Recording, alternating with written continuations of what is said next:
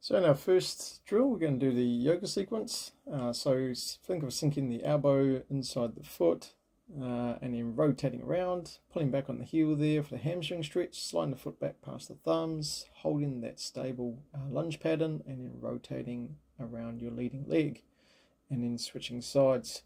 So I'm stretching back, elbow, and trying to get as low as you can inside the leg there, sink it down, and then gradually rotating around before placing that hand on the outside of the leg, hamstring stretch, bring the foot back past the thumbs, rise, hold, and then rotating around.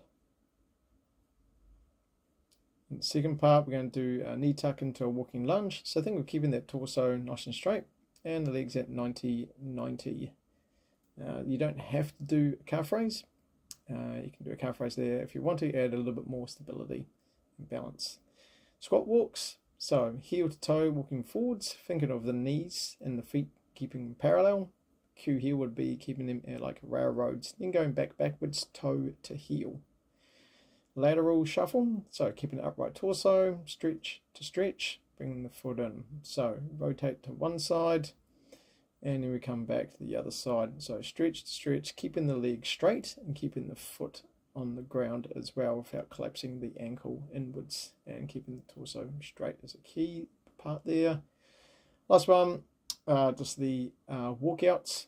So walking out on your hands, keeping the back flat and the core strong. So think of tucking the tailbone under you there as well, and then walking upright, and then repeating, coming back. So stretching right out, flat back, use the core, keeping that nice and strong and straight. So the main workout, we're going to go into a goblet squat. So push your feet into the ground, keep the chest upright, think of driving your knees outwards as well, and sitting down with the weight. Hamstring curls with a Swissball, so keeping that nice bridge position and then bringing the ball in towards you as far as you can. Palloff press with a band, so have a band, lift around, pushing it away through your core there. Chest press with dumbbells, got a high seated position to keep the back flat. And the lat pull down. Think of drawing your elbows to the floor, pulling the weight to the top of the chest there as well.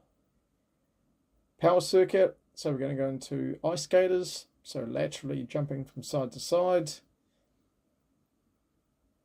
We're going to do a box jump, so jumping as high as you can to a box and then sticking that landing, so keeping the torso upright, so it's a nice strong straight position there when we land.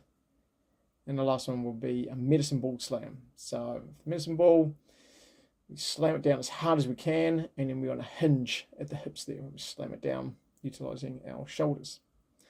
Our mobility, first one is going to be a butterfly stretch. So pushing the knees down as much as we can, keeping the chest straight.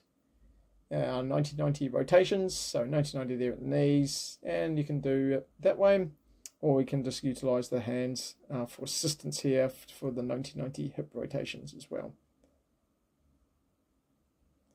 Now we're going to shoulder raises, so sitting back towards your heels and raising the arm as high as you can towards the ceiling.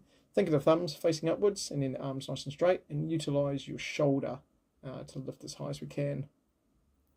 We go into a hamstring stretch for band, so keeping the back flat, and then we want to pull the leg up as high as you can, and then hold it there for about 30 seconds.